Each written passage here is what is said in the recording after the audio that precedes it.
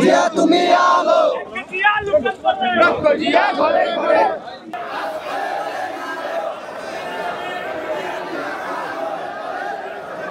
আপনারা জানেন বিগত 16-17 বছর শুধু বিএনপির নেতাকর্মীরা নয়, বাংলাদেশের 18 কোটি মানুষের জিম্মি ছিল।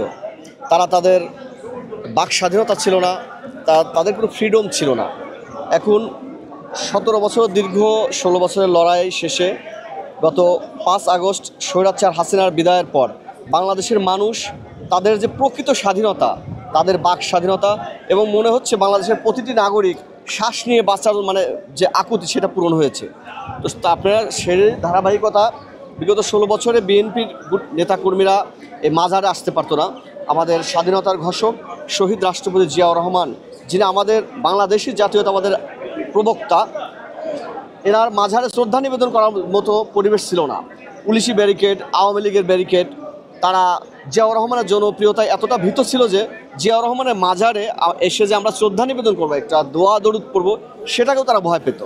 যে কারণে তারা পুলিশি নিরাপত্তা বেষ্টন করে রাখতো, নেতাকর্মীদের লিমিটেড আসতে দিলেও আপনারা দেখেছেন লাস্ট 2-1 বছর, গত বছর তো একজন আসতে পেরেছিল, 5 জন 10 জন বা 20 জনের একটা অনুমতি দিত, অনুমতি নিয়ে আসতে হতো।